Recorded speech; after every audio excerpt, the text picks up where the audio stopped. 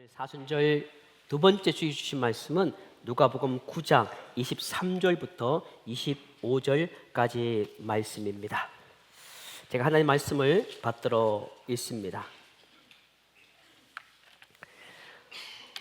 또 무리에게 이르시되 아무든지 나를 따라오려거든 자기를 부인하고 날마다 제 십자가를 지고 나를 따를 것이니라. 누구든지 제 목숨을 구원하고자 하면 잃을 것이요 누구든지 나를 위하여 제 목숨을 잃으면 구원하리라. 사람이 만일 온 천하를 얻고도 자기를 잃든지 빼앗기든지 하면 무엇이 유익하리요. 아멘. 오늘은 사순절 두 번째 주일입니다. 사순절은 지난주 말씀드렸던 것처럼 단순히 절기만을 지키는 그런 기간이 아닙니다. 사순절은 예수님의 고난을 기억하면서 동시에 나의 믿음을 다시 돌아보는 시간입니다. 나는 지금 정말 주님을 따르고 있는가? 이 질문 앞에 정직하게 서는 시간이 사순절입니다. 오늘 우리가 함께 읽었던 이 본문 말씀, 이 짧은 3절 말씀이지요. 그러나 주 말씀은 2절밖에 되지 않습니다. 23절과 24절 말씀인데요. 이 말씀은 특별한 사람에게만 주어지는 말씀이 아닙니다. 목회자에만 주어지는 것도 아니요, 영적인 리더에게만 주어지는 것도 아니라 이 모든 말씀은 바로 오늘 성경 말씀처럼 아무든지라는 말씀이 있습니다. 그런데 이 말씀은 예수님을 따르겠다고 고백하는 모든 사람들에게 주시는 말씀입니다. 그러니까 오늘 이 자리에 오신 여러분 모두에게 주시는 말씀인 것입니다. 자, 이 말씀은 우리 모두를 부르는 초청이지만 동시에 분명한 방향을 제시하는 말씀입니다. 세상 사람들은 각자의 방향이 있습니다. 여러분, 너튜브를 보시면 부자 된 사람들이 이야기로 차고 넘칩니다. 어떻게 또 건강하게 살아가는지, 어떻게 살아가는지를 제시합니다. 그래서 그 방향을 따라가려고 하지요. 여행 가다 보면 여러분들이 유명한 관광지에 이상한 것을 우리가 이렇게 만지기도 합니다. 왜? 그 만지면 그 방향으로 갈 수 있다고 이야기를 하지요. 그래서 각자가 원하는 것들을 따라갑니다. 근데 바로 이 사순절, 그러니까 오늘 주신 말씀, 이 말씀은 하나님께서 우리에게 주시는 한 방향을 제시하고 있다라는 것입니다. 그리고 이어지는 말씀은 나를 따르라라는 말씀을 하고 있습니다. 우리가 신앙생활 하면서 그냥 따라가면 참 좋습니다. 아까 말씀드렸던 것처럼 그저 만지기만 하면 얼마나 편합니까? 그 시청하기만 하면 된답니다. 얼마나 편합니까? 예수를 믿는데 그저 교회당에 나오기만 하면 된다라고 하면 얼마나 쉽겠습니까? 그런데 여기에 조건이 있습니다. 주님이 주시는 조건이지요. 바로 자기를 부인하고 자기 십자가를 지고 나를 따르라라는 말씀입니다. 성도 여러분, 예수님을 믿는다는 것은 교회에 출석하는 것만을 말하지 않습니다. 우리는 자꾸 오해합니다. 그렇게 믿고 싶어 합니다. 내가 그래도 주일에 한 번 교회를 나왔는데 세상에 일주일 동안 힘들고 좋은 순간순간을 뒤로하고 내가 교회에 출석했는데 그래서 내가 예수를 믿는 것 아닐까 스스로 합리화하고 싶은 것입니다. 예수님을 믿는다는 것은 교회에 출석한 것만을 의미하지 않습니다. 그리고 좋은 생각을 하는 것만도 아닙니다. 바로 예수님을 믿는다는 것은 삶의 방향을 바꾸는 것입니다. 내가 중심이었던 자리에서 예수님을 중심에 모시는 삶으로 바꾸는 것입니다. 그래서 오늘 이 말씀은 우리에게, 아니 예수님이 우리 각자에게 묻습니다. 정말 나를 따르겠느냐? 정말 나를 따르겠느냐라고 우리 주님 각자에게 묻고 계십니다. 예수님은 오늘 이 말씀 앞에서 우리가 이 질문 앞에서 우리 마음이 다시 정직해지기를 원하고 계십니다. 정말 나를 따르고 싶으냐? 정말 나를 따르고 있느냐라는 질문에 내가 정직해지는 것입니다. 예, 아멘, 그렇습니다. 내가 주님을 따르고 있습니다라고 자신 있게 말하든, 아니면 좀 부족합니다라고 자기의 상황을 이야기하던, 중요한 것은 정직해지기를 주님은 원하고 계십니다. 성도 여러분, 예수님은 오늘 본문에서 먼저 이렇게 말씀합니다. 자기를 부인하고.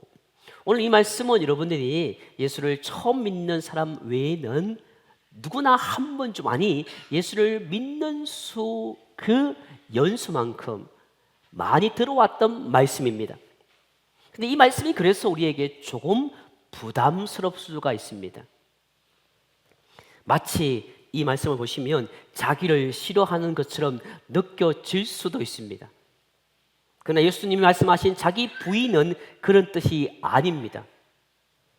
자기 부인은 자신을 미워하라는 것도 아닙니다. 나를 없애버리라는 말도 아닙니다. 예수님이 말씀하신 자기 부인은 내가 중심이었던 그 자리에서 내려오라는 것입니다. 내려가라는 것입니다. 이게 자기 부인입니다. 우리는 보통, 아니 여기 있는 모든 사람들 예외 없이 누구나 나를 중심에 두고 삽니다. 내 생각이 옳고 내 계획이 가장 중요하고 내 감정이 판단의 기준이 됩니다. 모든 사람들은 저 사람을 좋아합니다. 그런데 내가 싫으면 저 사람은 싫은 사람입니다. 예수님도 그러셨던 분입니다. 예수님과 함께 동고동락의 12제자 가운데 11명은 그래도 좋아합니다. 근데 가룟 유다라는 사람은 내가 싫으니 저 예수가 싫었던 겁니다. 그래서 내 감정이 판단의 기준이 되어버립니다. 그러나 예수님이 말씀합니다. 네가 중심이 아니야. 내가 중심이 되어야 한다라고 말씀하고 계십니다. 신앙생활 오래 해도 여전히 내가 중심일 수도 있습니다. 그것은 신앙의 연수로 그것을 없앨 수는 없습니다. 직분으로도 안 됩니다. 기도하면서도 하나님 제 뜻을 이루어 주십시오라고 구할 수 있습니다. 이건 맞는 것 같지요? 틀린 기도입니다. 또 중요한 것은 예배하면서도 오늘 예배가 내 마음에 드는가를 먼저 생각합니다. 목사님이 내 마음에 드는가? 찬양대가 찬양이 내 마음에 드는가? 오늘 성도들이 내 마음에 드는가? 이것을 먼저 생각합니다. 그러나 진정한 제자도, 그러니까 제자를 따르는 진정한 예수님의 제자도는 그 시작은 다릅니다. 내 뜻이 아니라 주님의 뜻이 이루어지기를 원합니다 라고 고백할 때 진정한 제자도가 시작되는 것입니다. 성도 여러분, 오늘 나는 무엇을 중심에 두고 살아가고 있으십니까? 내 유익입니까? 내 자존심입니까? 내 감정입니까? 아니면 하나님이십니까? 자기 부인은 거창한 결단에서만 시작되는 것 아닙니다. 아주 작은 순간에서 시작됩니다. 말하고 싶지만 한 번 더 생각하는 것. 저를 보셔야 됩니다. 화가 나지만 한 걸음 물러서는 것. 여러분, 여기 마이크가 있습니다. 화가 나서 말하면 이 말소리가 크게 들리고 상대방의 심장을 찌릅니다. 그러나 멀리 서면 아무리 화가 나도 이야기를 해도 저 사람에게 들리지 않는 것입니다. 화가 나지만 한 걸음 물러서는 것. 내가 옳다고 생각하지만 상대를 먼저 세워주는 것. 그 작은 선택이 바로 자기 부인의 자리입니다. 자기 부인은 나를 낮추는 일이지만 사실은 주님을 높이는 일입니다. 그렇게 조금씩 중심이 바뀔 때, 그때서야 비로소 나의 삶이 진짜 제자의 길로 들어가게 됩니다. 그래서 멀리 가는 것이 중요한 것이 아닙니다. 높이 쌓았다고 중요한 것이 아닙니다. 부자가 되었다 말씀드렸지 않습니까? 예수 없는 부자는 저주입니다. 왜? 부자 된 사람은 예수를 믿지 않습니다. 그래서 진정한 제자의 길로 들어서게 되는 것이지요. 예수님은 이어서 말씀하십니다. 날마다 제 십자가를 지고라고 말씀하십니다.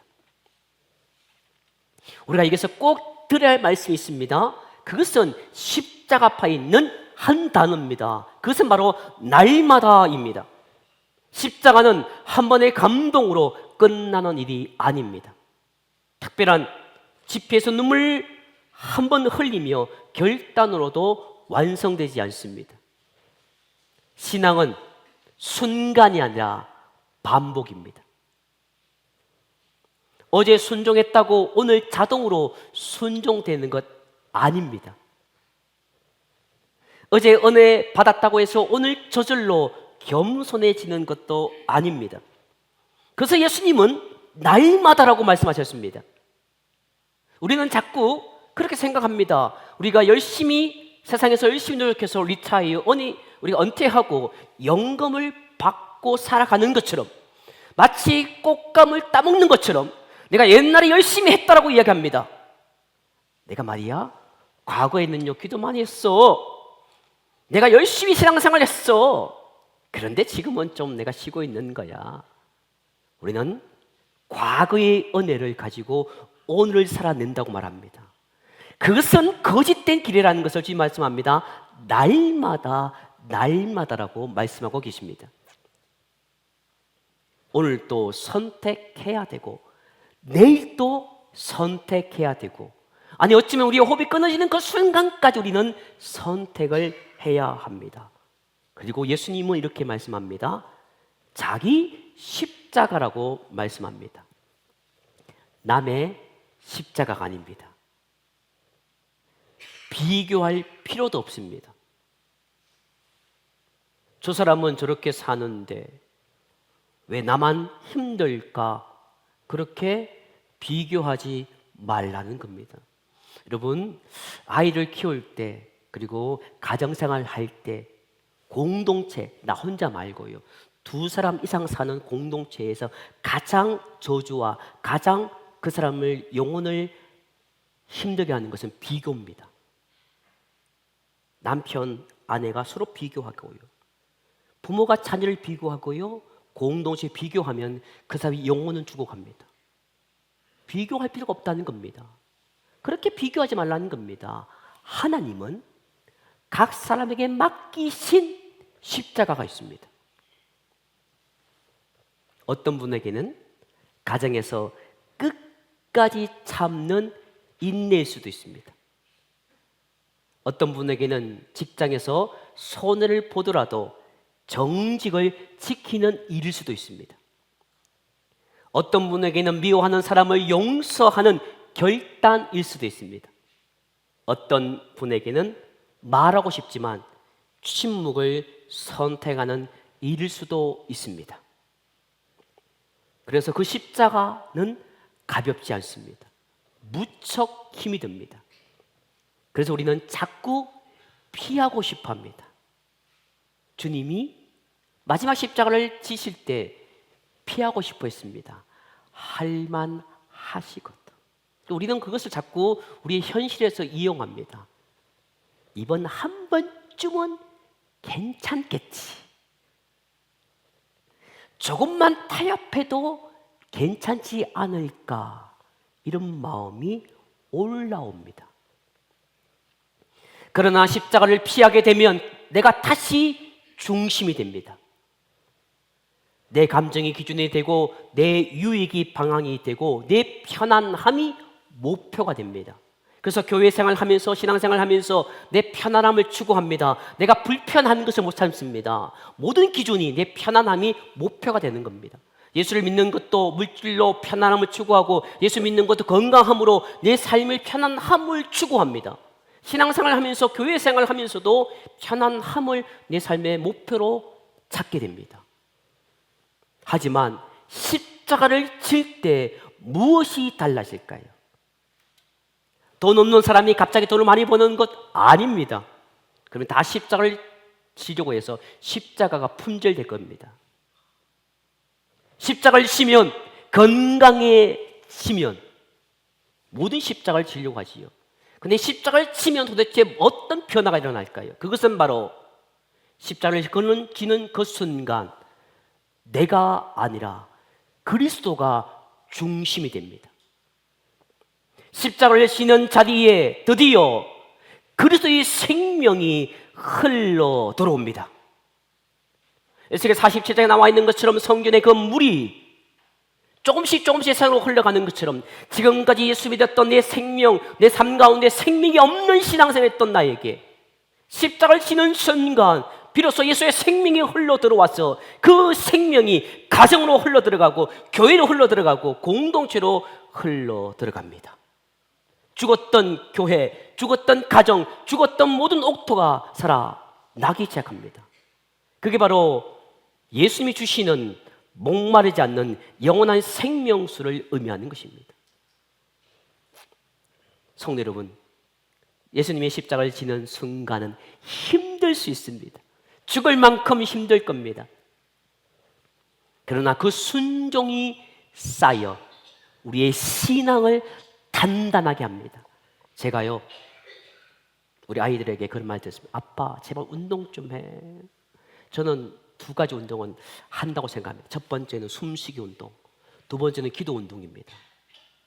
근데 여러분, 그 운동을 안 하니 제 몸은요, 근육이라는 것은 없습니다. 살만 있습니다. 그런데요, 운동하는 친구들 보셨습니까?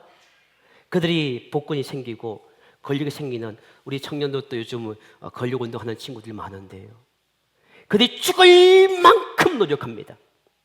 정말 하나하나 더 땡기고 싶지 않은데 땡겨야 됩니다. 밀고 싶지 않은데 밀어야 됩니다. 그래서 그 뼈를 깎는 듯한 노력으로 근육이 생깁니다. 마찬가지입니다. 정말 죽을 만큼 힘든 순간이지만 그 순종이 쌓여 우리의 신앙을 단단하게 만듭니다. 성도 여러분, 십자가는 특별한 사람만 지는 것이 아닙니다. 이미 모두의 삶 속에 놓여 있습니다. 누군가가 그것을 짊어지고 가면 됩니다. 오늘 하루 내가 져야 할 십자가는 무엇입니까? 그 작은 순종 하나가 우리 안에 비로소 그리스도의 생명을 자라게 합니다. 예수님은 오늘 말씀에서 마지막에 23절에 이렇게 말씀하십니다. 나를 따르라 라고 말씀합니다.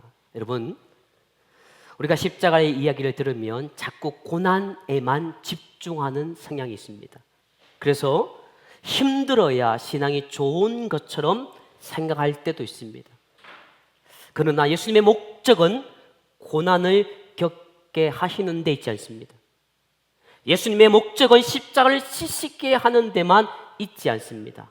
예수님의 목적은 분명합니다. 그것은 바로 예수님을 따르게 하시기 위함입니다. 우리는 세상을 따라가려고 살아갑니다. 세상은 가만히 있어도 따라가게 되어 있습니다. 여러분, 흐르는 시냇물에 종이 배 띄워보셨습니까? 전 어릴 적에 동네에 살면서 그 작은 시냇물에 친구들과 나뭇잎 빨리 가는, 그게 뭐라고, 빨리 가면 빨리 가봤자 아무 소용이 없는데 경쟁심이 있어가지고 그 낙엽 띄우기도 하고 종이 배 만들어 띄워보기도 했습니다. 가만히 두면 지가 알아서 갑니다. 자, 보십시오. 저를 보세요. 저 십자가는요, 죽을 만큼 노력해야 갈 수 있는 자리입니다. 내가 가야 합니다. 내가 가야 합니다. 그래야 갈 수 있는 자리가 십자가입니다. 그런데 세상은요, 가만히 있어도 갈게 되어 있습니다.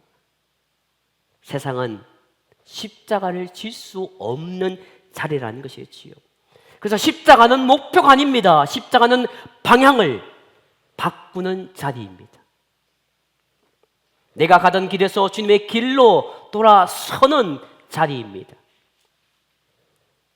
내 욕심을 따라 살던 삶에서 하나님의 뜻을 따라 옮겨가는 자리입니다. 내가 드러나는 삶에서 하나님이 드러나는 삶으로 바뀌는 자리입니다.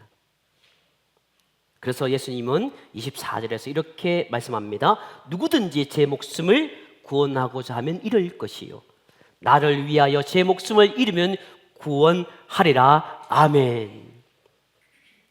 성도 여러분, 이 말씀은 우리의 상식과는 반대입니다. 세상은 말합니다.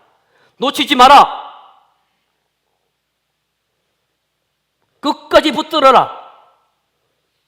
손해보지 마라. 세상은 그렇게 말합니다. 그러나 예수님은 말씀합니다. 내줘 놓아라. 맡겨라. 나를 위해 기꺼이 포기해라. 겉으로 보면 예수님을 선택하는 것이 손해처럼 보입니다. 남들은 지금 죽을 만큼 노력하는데 나는 예수를 선택하는 것이 손해처럼 보일 수도 있습니다. 잃는 것처럼 보입니다. 하지만 예수님은 분명히 말씀하십니다. 붙들려고 하면 오히려 잃고 하나님께 맡기면 참된 생명을 얻는다고 말씀하십니다. 우리가 내 힘으로 모든 것을 지키려고 하면 불안해집니다. 두려워하게 됩니다. 결국 지치게 됩니다. 그러나 하나님께 맡기면 마음에 평안이 찾아옵니다. 그리고 진짜 생명이 무엇인지 알게 됩니다. 성도 여러분, 지금 무엇을 붙들고 계십니까? 자존심입니까? 재산입니까? 관계입니까? 내 계획입니까? 혹시 그것을 지키려다 하나님의 뜻을 놓치고 있지는 않으십니까? 세상의 관계를 추구하기 위해서, 세상 사람들과 관계를 만나기 위해서, 그들과 관계를 유지하기 위해서 그들과 시간을 보내다가 정작 하나님의 시간을 놓치고 계시는 않으십니까? 세상의 건강을 지키려다 정말 하나님의 시간을, 중요한 그 예배 시간을 놓치고 계시는 않으십니까? 세상에 헌신하고 세상에 봉사하기 위해서, 세상에 잘 살기 위해서 하나님의 뜻을 저버리는 그런 순종에서는 여러분 멀어지고 계시지는 않으십니까? 우리는 세상 것을 지키려다 하나님의 뜻을 놓치고 살 때가 참 많습니다. 예수님은 우리를 잃게 하시는 분이 아닙니다. 성경 말합니다. 얘들아, 나를 위해서 한번 살아보렴. 내가 다 줄게. 너희가 먼저 내 안에서 살아봐. 먼저 그의 나라와 그의 를 위해서 살아봐. 그러면 원하는 거 다 줄게. 주님 말씀하셨습니다. 예수님은 우리를 잃게 하시는 분이 아닙니다. 참 생명을 얻게 하려는 분이십니다. 내 것을 놓을 때 하나님이 더 주시는 큰 경험을 하게 됩니다. 내 작은 것을 내려놓았는데, 아주 작은 것 하나 내려놓았는데 하나님은 큰 것을 주시는 경험을 매일 하게 됩니다. 그렇습니다. 십자가는 결국 잃는 길이 아니라 참 생명으로 가는 길입니다. 오늘도 우리는 이 자리에 계신 모든 분들이 이렇게 고백했으면 좋겠습니다. 주님, 제가 붙들고 있는 것들을 내려놓겠습니다. 주님을 따르겠습니다. 그 따름 속에 우리는 비로소 참된 생명을 얻는 그런 경험을 하게 될 것입니다. 성도 여러분, 사순절은 그냥 분위기에 젖는 시간이 아닙니다. 예수님의 고난을 생각하면서 마음이 숙연해지는 것에 멈추지 않습니다. 사순절은 결단하는 시간입니다. 주님, 오늘도 제가 주님을 따르겠습니다. 오늘 또 제 십자가를 지겠습니다. 이런 고백을 하는 시간입니다. 거창한 결심이 아니어도 됩니다. 대단한 일을 하겠다는 다짐도 아니어도 됩니다. 하나님은 우리의 작은 순종을 기뻐하십니다. 오늘 하루 화낼 수 있는 상황 속에서 한 번 더 참는 것, 내가 옳다고 해도 먼저 사과하는 것, 손해가 될 것 같지만 정직을 택하는 것, 바로 그 자리가 십자가의 자리입니다. 우스갯소리를 좀 해야겠습니다. 며칠 전에 이제 어떤 분들과 식사를 하는데요, 그 어떤 분의 아들이 같이 밥을 먹습니다. 근데 우리가 농담으로 횡단보도 말고 이렇게 건너가자고, 저도 그럴 때가 있는데 그 아들이 안 돼, 횡단보도 가야 됩니다. 아주 사소한 결정을 하는 자리를 말하는 것입니다. 십자가는 특별한 사건이 아닙니다. 예루살렘에서만 지는 것도 아닙니다. 가정에서, 직장에서, 사람들과 관계 속에서 우리는 매일 십자가 앞에 서게 됩니다. 신앙은 큰 사건으로 증명되는 것이 아닙니다. 작은 순종으로 드러납니다. 그래서 십자가는 매일의 순종입니다. 오늘 또 내일 또 조용히 주님을 선택하는 삶, 그 삶이 쌓여서 나의 신앙을 단단하게 만들고 비로소 주님의 형상을 닮아가게 합니다. 세상의 형상으로 살았던 모든 사람들의 그 형상이 십자가를 통해서 조금씩 순종으로 말미암아 이미지 오브 갓, 임하고 뒤에 하나님의 형상을 회복하는 그 순간 우리는 새하늘과 새 땅으로 들어갈 수가 있는 것입니다. 이 사순절이 그 작은 순종을 다시 시작하는 시간이 되기를 바랍니다. 성도 여러분, 혹시 십자가가 무겁다고 느끼지는 않으십니까? 순종이 부담스럽고 내려놓는 것이 힘들게 느껴지십니까? 그러나 이것을 꼭 기억하십시오. 예수님이 먼저 십자가를 지셨습니다. 그것도 나를 위해, 나 대신 끝까지 지셨습니다. 그래서 우리는 혼자 십자가를 지는 것이 아닙니다. 주님은 이미 그 길을 걸으셨고 지금도 우리와 함께 걷고 계십니다. 광야를 지나본 사람은 조금 더 단단해집니다. 쉽게 흔들리지 않습니다. 마찬가지로 날마다 작은 십자가를 지는 사람은 고난 앞에서도 무너지지 않는 힘을 얻게 됩니다. 그리고 그 길 끝에는 부활의 기쁨이 있습니다. 십자가는 끝이 아닙니다. 새 생명으로 가는 길입니다. 성도 여러분, 이 사순절이 십자가를 다시 생각하는 그 생각에서 멈추지 않기를 바랍니다. 날마다 작은 순종을 회복하는 시간이 되기를 바랍니다. 내 중심에서 내려와 주님을 중심에 모시는 삶을 다시 시작하는 시간이 되기를 바랍니다. 기억하십시오. 십자가는 거창한 사건이 아니라 매일의 순종입니다. 오늘 또 내일 또 주님을 선택하는 결단이 우리 모두에게 있기를 주님의 이름으로 축복합니다. 기도하겠습니다. 이제 함께 기도하기 원합니다. 하나님, 날마다 나의 십자가를 지고 자기 중심을 내려놓으며 끝까지 주님을 따르는 순종의 삶을 살게 하셔서 하나님의 형상을 회복하는 말미암아 저 천국에 들어갈 수 있는 나의 삶이 되게 달라고 이 시간 간절히 하나님께 기도합니다.